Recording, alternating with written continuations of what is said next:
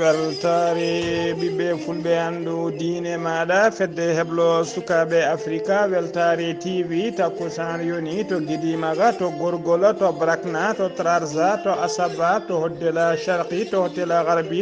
to adara to inchiri ko on takkusan juuɗa ha e nder galle ceerno abdourahmani dia to pk 8 nakchat ha to galle ceerno jeeyi baro to Nouadhibou e ko taari ɗum kala ene jeeya e gardidi kabaruuji men to leydi Mauritanie en kaali jillu Mohamed Cheikh la Ghazouani hoorejo leydi ndi jillu makko ɗamni wadde to leydi Côte d'Ivoire tawtoriyede baddu ko fate COP 15 toli ha joni to leydi Mauritanie ma en kaali goppita gola Sidi Mohamed Haydalla ko ɓi Mohamed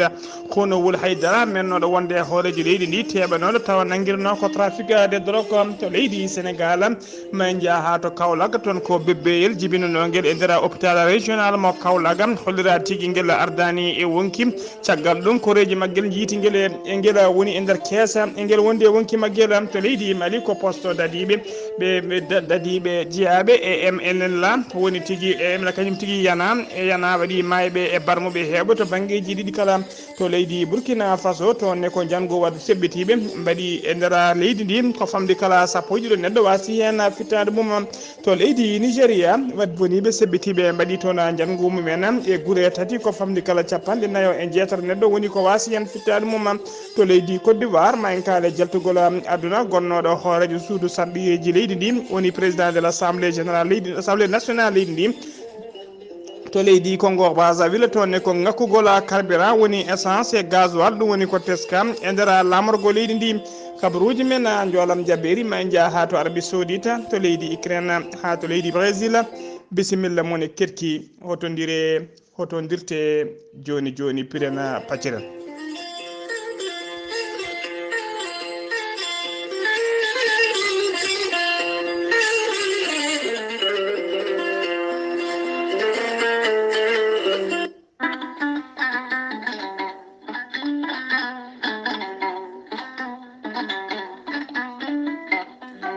kala rafi mon jiiɗa e aduna he Allah ne tagi lekki ke ene safra ɗum gorel teya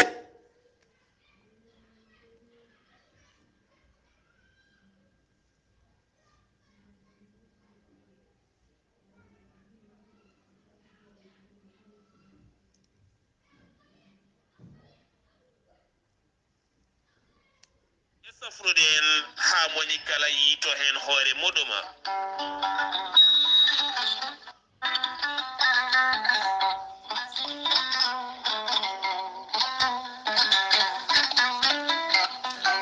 kala rafi mon jiiɗa e aduna he Allah ne tagi lekki ke ene safra ɗum gorel teya ko haako moƴƴo iwru ko en tokkoridinoro ari ko wallude en e safrude en ha moni kala yiito hen hoore muɗuma gorel teya ko haako moƴƴo ko ala rewam ala effet a wulla ndiyam ma ha wula guitta hen ko jamireɗa mbaɗa hen aɗa yara aɗa yiito cellal ɓandu maɗa gorel teya ene yawrani on neɗɗo mo ƴiƴe mum dogata e ɗaɗi mum joguiɗo cardiaque joguiɗo tension kononne kadi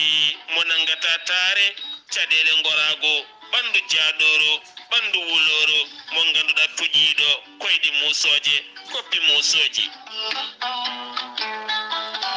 gorel teya ko kawisaji mawɗi coomi e muɗuma a yarat tan aɗa yaɗa ñongto guila e ɗaɗi maɗa ha watta dogde ƴiƴam ma kala sa yiɗi hebde hen ko laaɓi janggana hoore maɗa ko jangta e gorel teya jahata koto site maɓɓe internet mbatta ko www point gorel teya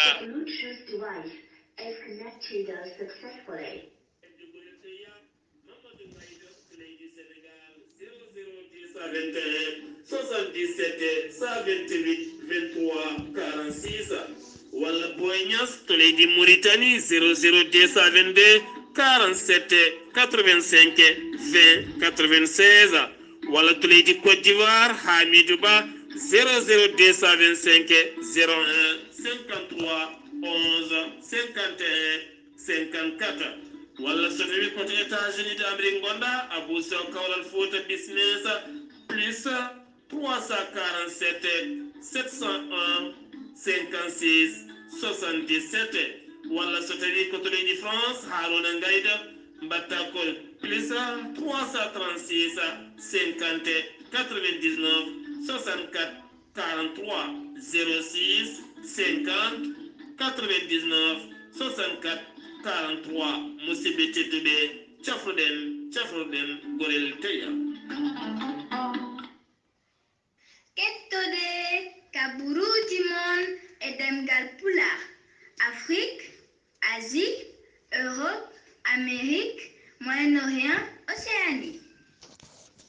jam hiire moon musidɓe tedduɓe heɗen gone dewo jeetati lewru duujal hitande ujunnaji ɗiɗi e nogas e ɗiɗi kabaruuji men e ɗemgal pulaar e sawtaye ko musidɗo moon seydi moon Ghali Abou Ba to karallagal ha mbawon yiide en to banggue YouTube ko miñi men seydi men Saydou Abou Ba kabaruuji men e ɗemgal pulaar koto leydi Mauritanie puɗɗorɗen ko adi kabaruuji men nder leydi Mauritanie hono jeeyaɗo Allah goto koolaɗo koccuɗo koli tawa kadi koli o walla mbiyen mo koli yejjitino e nder auto muɗum hakkunde ɓogge faya likseba koli o noon holliri ko ɓuuri hewde koli he ko comci rewɓe kala noon kattiɗo koli mum kay taw ko jolnoɗo e werla makko ummade werla makko noon komo yinde Mercedes 190 tuggi ɓogge faya likseba gorgol so tawi kay jomum ne hatti on koli nde wawata jokkodirde makko tongode noddirguel makko ko 22 10 90 80 mbiɗen ko 22 10 90 80 o wiyete ko yarba mo tawe to likseba gorgol ɗum noon kala kay kattiɗo koli muɗum tawa ko ɓuuri hewde hen ko comci rewɓe ene wawi jokkodirde e makko habaruji men ɗemgal pulaar to leydi Mauritanie puɗɗorɗen Mohamed Cheikh El Ghazouani hoorejo gendi Mauritanie hoorejo gendi ɗaccon haqqe gendi Mauritanie ene foti ummade naccota aleda hande o yaɓande Abidjan lamorgo leydi Côte d'Ivoire nawatamo toon noon ko tawtoroyede batungu hinde COP 15 ko fati kay e yewtude caɗele yoro e haɓade ko fati e heege e nder diwan o ha tengti e nder falde Sahel woni ko wiyete la désertification et la sécurité alimentaire en Sahel batu ngu noon ko battowo laabi sappo e joyi woni 15e édition COP 25 batu ngu noon batu ngu noon hollirama tigui woni tigui wonata tigui leydi wonata batu ngu noon mbiɗen tigui ngol ɗo waɗata laabi sappo e joyi koyeɓe mbaɗa ɗum e kala hitande fodde ujunnaje joyyi neɗɗo noon woni participant ma mbaw tawtorede e nguɗon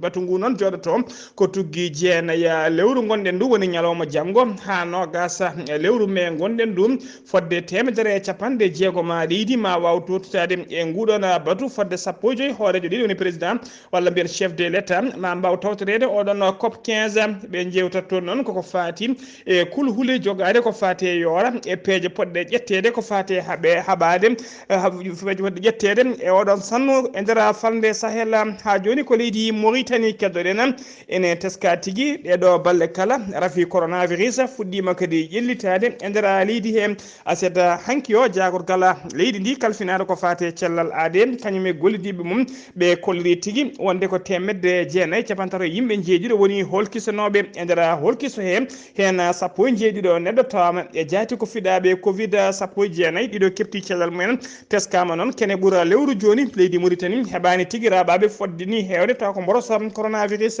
e ñalawma hande o noon leydi Mauritanie ene yaara dendagal winditiɓe mboros coronavirus o 57 ujunere e temedde jeeɗiɗi e capantati e jeeɗiɗo neɗɗo so tawi ko heptuɓe cellal mumen ko ko 57 ujunere ene fawi temedde jeeɗiɗo e yimɓe ɗiɗo so tawi noon ko dendagal ɓe refi o yooɓi pittali mumen ko ɓe kamɓe foof ɓe jettima temedde jeenayyi capanɗe jeetato e yimɓe ɗiɗo e ñalawma hande o noon kadi leydi Mauritanie ene jogui kayim capanɗe joyo e neɗɗo capanɗe joyo e nayo neɗɗo wonduɓe rafi o tawateɓe juuɗe safroɓe wiyeteɓe koni wiyete ka active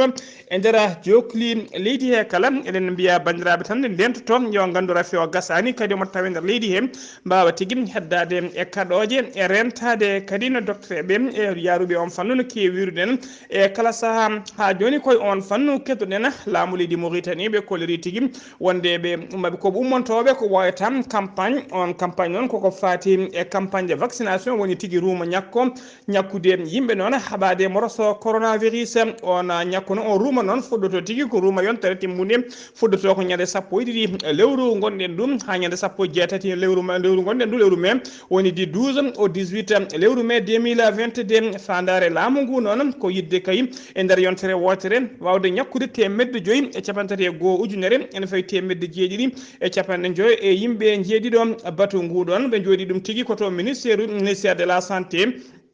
ko toon ɓe jooti batu ngu noon ñakko ngo noon ɓe kolliri noon dendagal gona ñakko noon koɓe ɗamini wadde huruma ñakko ngo noon ko tuggude yimɓe yaroɓe duuɓi sappo e ɗiɗi fayi dow eɓe gandina yimɓe kadi dendagal fannuji ñakko kala ene tawe nder leydi hen ko wayno kay ñakko witego Sinopharm ha AstraZeneca Johnson e Pfizer kala ene tawe oɗo saaha joni e nder nokku e nder leydi he kala eɓe eri noon dendagal bandiraɓe kala guila kay aroɓe ƴettude premiére dose mumen ha ƴettoɓe deuxiéme dose ha ƴettoɓe troisiéme dose woni dose mumen de rappel kala nde mbawa tigui notitade e ruma juuɓe ñakko ngo jagol gala leydi ndi kalfinade ko fate cellaleade e gollediɓe mum ɓe kolliri tigui wonde kaye dendagal jokoli leydi Mauritanie kala e oɗo saaha joni million ene fayi temedde joyyi capanɗe jeegom e jeeɗiɗo neɗɗo e temedde capannayyi e ɗiɗo ko fuɗɗi ƴettude ñakko mumen taw ko premiére dose ɗum noon ene qime e nder temedere kala hen capantati e joyyi piccal capanɗe jeetati e joyyi ƴetti ñakko mumen so tawi noon ƴetti ñakko mumen taw ko premiére dose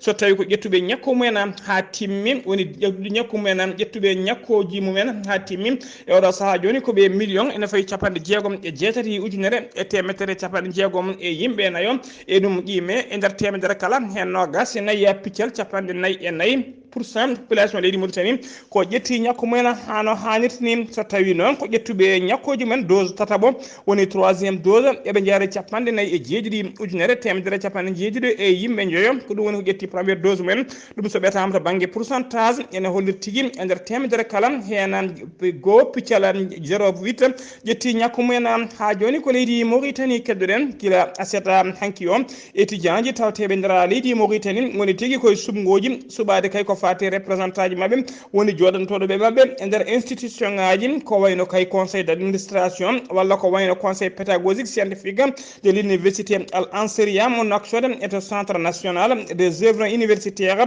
étudiant ji kewɗi noon ko gembiniɓe kay gam yidde suɓade ardade université al assyria e yidde kay wonde représentant ji yidde wonde kay conseiller ji e nder université ji nayyi tawteɗi e nder leydi hen ha e oɗo institut universitaire professionnel et au centre national des œuvres universitaires kene wona noon kene wona duuɓi jeetati joni noon étudiant ji ɗi cuɓaki tigui ɓen joɗantoɗo ɗumen e nder ɗiɗon institution ngaji caggal kay ndeɓe mbanno sumgoji mabɓe sakket ɗum wonno ko en 2015 ɓoyani ndeɓe cuuɓi ɗen représentant mabɓe ɓoyani tigui jagorgal leydi ndi kalfinade ko fate cellal fate jangde kañum wanno annulé dendagal ɗiɗon sumgoji guila nden noon foti duuɓi jeetati joni ɓe cuuɓaki ɓen wonoɓe représentant ji mabɓe e nder institution ngaji hollirama noon e oɗo saaha joni pelle nayyi taw ko pelle hujjikintoɓe mbawi tigui tawtorede e gembanade ɗiɗon sumgoji ko wayno l'union générale des étudiants de Mauritanie walla union nationale des étudiants de Mauritanie walla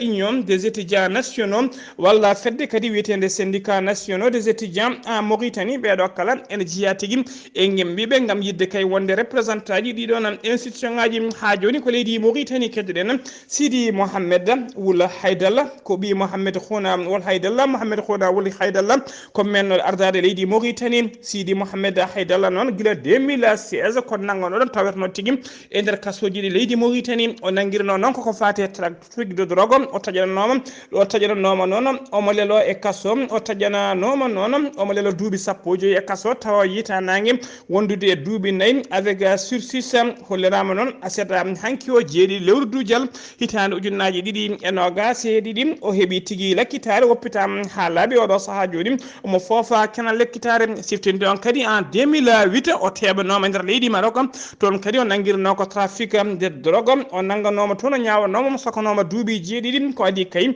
komo arta o teɓede gar nder leydi Mauritanie siftinde on kadi omo jeeyano kadi walla mbiyen ko kanko wonno mawɗo fedde taw ko trafic cocaïne teɓanoɓe e nder wuuro Nouadhibou taw nanganoɓe e nder wuuro Nouadhibou si oɗo ñalawma hande noon kanko Sidi Mohamed Mohamed Wul Haydal mbiɗen o heeɓi kenal lakkitare omo tawe tigui e nder galle makko koto leydi Sénégal paaɗen jeen ha to Kaolack beele hôpital uji ɗi leydi Sénégal gontani ko wiyete mouroir woni tigui to yimɓe mbasata pittalu men e kala saaha oɗo saaha saabu kay kewgol heure aji ɓen safroɓe tawateɓe nder ɗiɗon cuuɗi cafriɗi ko sakkiti noon ko bebbeyel toksel jibinagui woni tigui ko wiyete nouveau né caggal nde jibinam ɓen tawateɓe to hôpital régional mo Kaolack kolir tigui wonde guel ardani e wonki maggel ko ɗon tigui ɓoyani mum koreji maggel tawi guel waɗa e nder kees e guel wuuri en guel wonde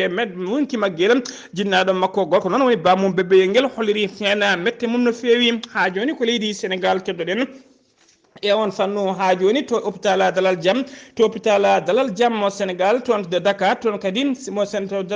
yallama tigui ɓena Sénégal naaɓe ene goya deƴƴani ene kaala deƴƴani ko fati e jaltugol aduna oɗon debbo biyetenoɗo Astou Sokhna noon maynoɗo e jibinirgol to hôpital mo Louga e oɗo saaha joni kadi hollirama to hôpital Dalal Jam mo Dakar ko debbo goto cowinoɗo gonnoɗo e ŋatiwere mum kañum wasi toon fitane mum kañum e bebbeyel mum kala hollirama noon ko welsidare kadi ɓeɗon tawateɓe nder ɗiɗon cuuɗi cafrirɗi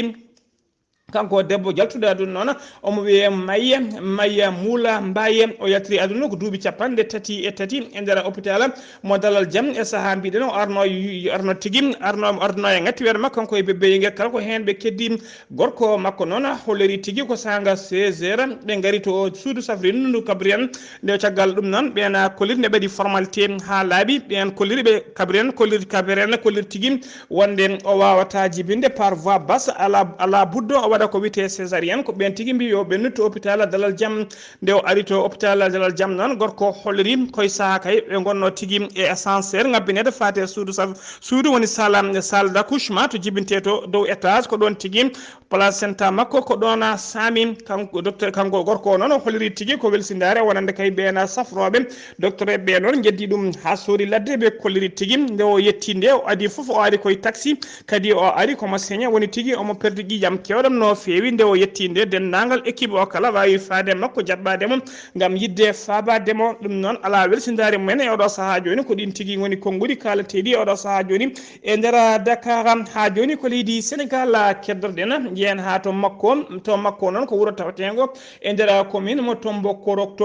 kolliɓe noon kolliri mette mumen no fewi wasde ɗumen kay jogade courant ɓe mbaɗi noon ñalawma jamma hanki o wollirama tigui ɓe mbaɗi seppoji gulli jaw tugui 3 heures du matin ha yetti 13 heures ñalawma tugui 3 heures du matin ñande aljuma ha yetti 13 heures ñalawma seeɗa hanki o ɓe mbawi barde lawol goudron bitengol route national numéro 7 ɓe kadi autoji wadde ya garta hollirde mette mabɓe ko fati kay e wasde ɓe jogade courant ɓe kolliri noon guila 2021 laamu ngu fadano mabɓe keeb courant mabɓe hano hannirtini kono ha ɗo mo kalten hay bougie ɓe keɓani ɗum noon ɓe kolliri hen mette mabɓe no fewi ɓe kolliri kadi wonde kay so tawi laamu ngu hokkani ɓe courant koɓe herƴinoɓe surngoji sarɗiji ɗaminiɗi waɗa ñande 31 lewru juillet hitande 2022 nde gonɗen ɗum ɓe hollirama noon garmi gara noon waɗi musɗo hakkude mabɓe gendarme ɓe gaz lacrymogène weddama yimɓe tato gañima hen ene laamu ngu weddorto gaz lacrymogène ni hollirama tigui guernaɗe ni e caali taw ko dispensaire wuuro ngo ɗum tigui caaliki sumi hen ko noon kadi boutique goto mo waɗɗani sarɗon on e boutique sumi hen hollirama noon kamɓe waɗoɓe seppumo ɓe mbawi tigui yaade ha to galle maire wuuro ngo ɓe mbaɗi tigui biyeteɗon Fally Camara ɓe jani galle makko ɓe keeli galle o ɓe jaadi kadi gueɗe kewɗe ɓe jinno woni ko wiyete saccage hollirde mette mabɓe ha joni kabaruji men ɗemngal pulaar koto leydi Sénégal keddoɗen ha joni jehen ha to Ziguinchor jabɓoɗen musidɗo men sehil men Amadou Kébé jaam ñallema. Assalamu aleykum moɗon bandiraɓe Weltaare TV ɓiɓɓe Afrique on calminama. Kabaruuji garaɗen ɗo e nder Ziguinchor eɗen gandi maire de Ziguinchor o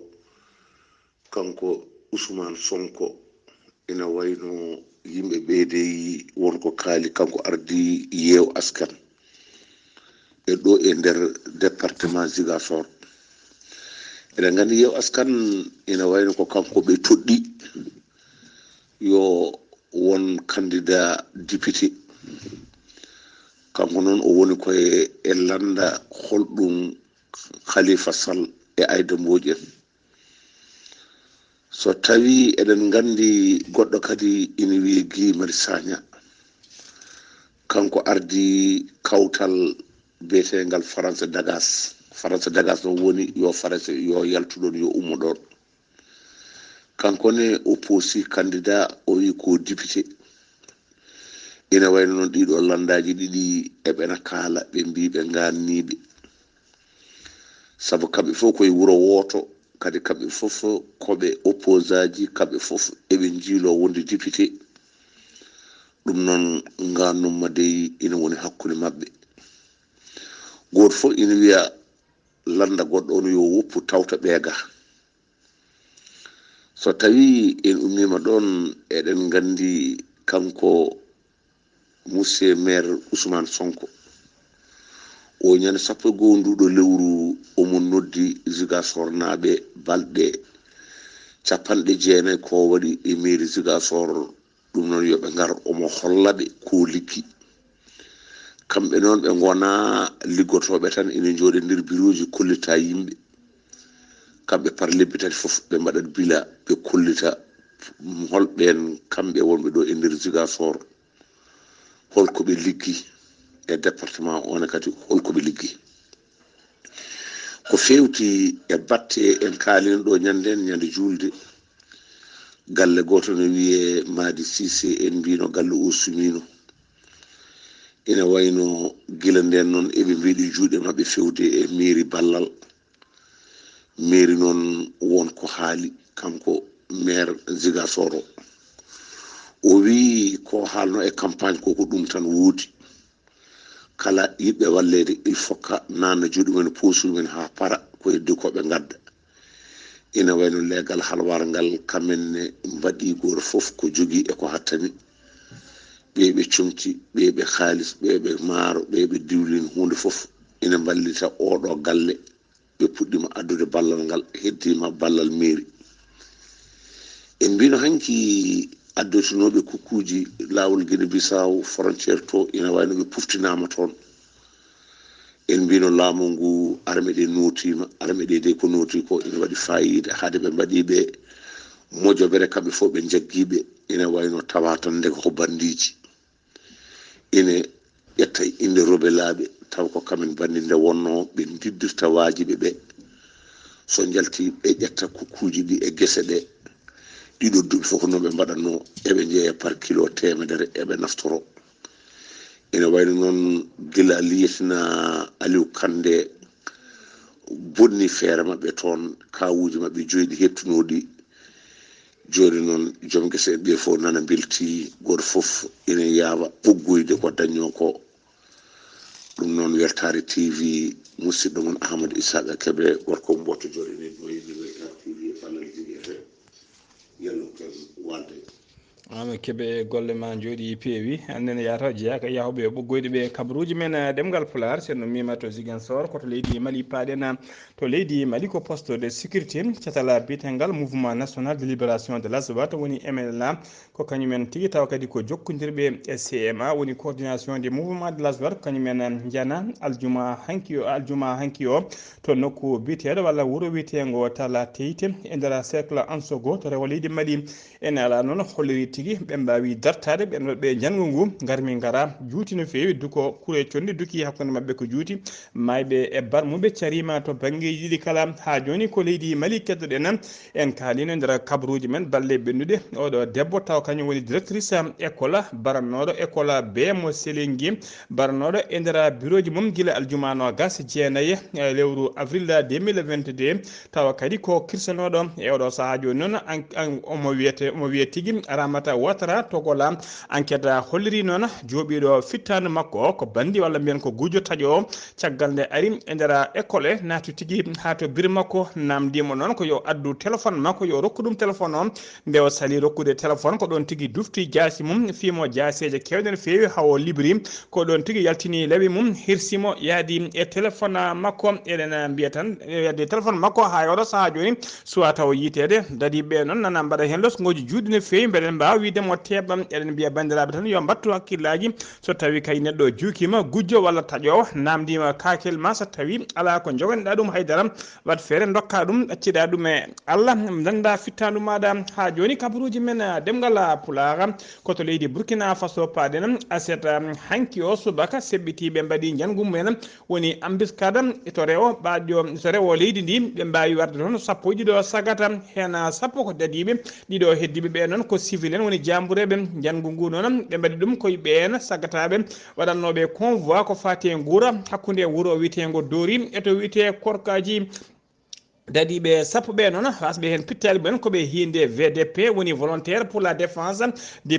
patrie koɓe ɓen noon woni tigui yimɓe yerlitiɓe gam rende leydi mumen nayo noon woɗɓe kadi mbarmi hen barmande musde no fewi ha joni koto leydi Burkina Faso paden ko attaque waɗi to prison goto e nder région mbiyeteɗo nokku mbiyeteɗo Boukoulomo Bouma to rewɓajo hirnangue leydi ndi jamma hanki o jangu ngu noon waɗi hen mayɗo goto tawi ko dozo woni tigui ɓen wawñoɓe traditionnel gollotoɓe dozo o noon ko gollotoɓe dadiɓe en e rennoɓe kasoji he on wasi hen fittanu mum capanɗe jeegom prisonnier mbawi tigui hebde fattangue dongnere yaltinede e oɗon kaso e nder kaso noon tawi tigui e nder wuuro witego Nuna nden ɓe jaadi kadi ɓe kolliri kadi ɓe jani e makko noon ko hakkude jam pecce jamma sanga minuit matériel kewɗo kadi boni hen ha joni ko ley kabaruji men ɗemgal pulaar to leydi Nigéria guure tati tawteɗo to rewɓajo hirnangue leydi ndi waɗama janguji musde no fewi ñande jamma aljuma jeegoma lewru duujal hitande ujunnaji ɗiɗi e nogas ɗiɗi ko wayno ngoɗo wuuro witego guéré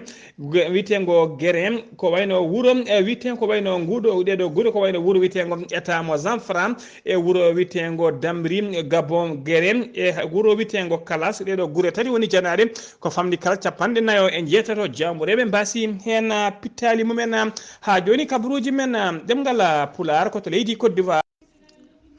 to leydi Côte d'Ivoire noon tawe sunare mawde no fewi jaltugol aduna aseta hanki o biteɗo Amadou Soumaoro hoore suudu sarɗeji leydi ndi kanko Amadou Soumaoro noon gila 2019 kanko gila 2019 kanko tigui woni gardiɗo suudu ndu omo yaltiri aduna noon ko duuɓi capanɗe jeegom e jeetati ko neɗɗo noon ɓattiɗo Alassane Dramane Ouattara haale makko gueɗe moƴƴe no fewi waɗimo ko wiyete hommage koto leydi Égypte paɗen sebbitiɓe mbaɗi jangu mumen e nder leydi Égypte sara canal du Suez e nder région mo Sinaï ko fedde sebbitiɗe wiyeteɓe takfiris kañumen tigui mbaɗi jangu mumen ɓen noon jeyati koye leñol siniti en kamɓe mbaɗi jangu ngu ɓe jani noon koye ɓen dadiɓe taw ko renanoɓe station de pompage hydraulique militaire renanoɓe militaire ɓe mbaɗi sappo e goho militaire ɓe jooɓima pittali mumen taw ko renanoɓe on station mo pompage to nokku biyeteɗo El Tassa e nder région de Sinaï ene tawe capanɗe nayyi kilométre hakkude mum e wuuro witego Ismaïla to banggue funnague canal de Suez ɓe mbarmini kadi yimɓe joyo wonɓe militaire uji joyi waɗi koto Congo Brazzaville paɗen e nder Brazzaville lamorgo leydi Congo teska he tigui oɗo saaha joni ko ngakkugol ko fate carburant guilay essence ha e gasoil kala e nder station ngaji kala to garɗa teskama hollirama kewɗi ko udduɗi keddiɗi ɗi tawata ko ranguji mawɗi no fewi autoji ne dañi métre uji kewɗi ene paadi carburant hewɓe taximan uji kolliri tigui koye nder autoji mumen mbalata yesso station beele kay ne mbawa hebde carburant hano hannirta ni hay goto e mabɓe noon anda holko saabi kay ngakkugol oɗon carburant oɗo saaha joni ɓe kolliri tigui ɗum noon ko caɗele mawde no fewi saabu kay kamɓe taximan uji ɗi ɓe kolliri so tawi a ligguima hande a jooɗoto janggo kadi a liggaki daggano kiɓirɗa carburant nder leydi he kabaruji men ɗemgal pulaar kabaruji men joolam jaɓɓeri koto leydi Arabie Saoudite paɗen roi Salman mo Arabie Saoudite roi Salman ko kañum woni kananke mo leydi Arabie Saoudite mo yara duuɓi capanɗe jeetati e jeegom ñalawma hande omo tawe tigui e nder hôpital uji ɗi leydi ndi ko antirɗi ko palais royal noon galle royal kañumen tigui ɓaƴini kabaru aleda hande o roi Salman noon ko kañum tigui woni kananke Arabie Saoudite guila 2015 ko leydi Ukraine paɗen aseta hanki o armée leydi Russe jorino bomboje mum e pettoje mum e nder école goto tawateɗo to funnague leydi Ukraine jangiren e nder école o noon yimɓe hewɓe jambureɓe mawɓe e nayeɓe e rewɓe sukaɓe kala ko hena moltino e nder région mo Lungaska fodde 60 mo neɗɗo noon gila kay bombardement waɗi faade oɗo saaha joni 60 mo neɗɗo ko ronkaɓe yitede woni ko wiyete porté disparu koto leydi Brésil udditen kabaruji men luula ko kañum meɗino wonde hoorejo leydi Brésil o nanganoma sokama duuɓi kewɗi kay ko adi komo heɓa kenal lakkitare o holliri noon e oɗo saaha joni o won leydi tigui ko gembaniɗo gam yidde arditade leydi ndi e sumgoji kay sumgoji ɗamniɗi wadde ardade leydi ndi ɗina sumgoji tijja koye lewru octobre o waɗi noon e oɗo saaha joni officialisé o tengtini tigui candidature makko wonde kay ko jeeteɗo e ɗina mbiruji e oɗo saaha kadi teska ko neɗɗo jiɗaɗo korsinaɗo e nder leydi he musidɓe tedduɓe gasi ha laaɓi ceer ko ɗum ɗo wonno ko tonguɗen kabaruji men e ɗemgal pulaar e haɓirde he ko musidɗo moon sehil moon Ghali Abou Bah to karallagal ko Saydou Abou Ba to Ziguinchor ko Amadou Kébé ketki malaki jaam yo jaam Allah jogomi jogo on.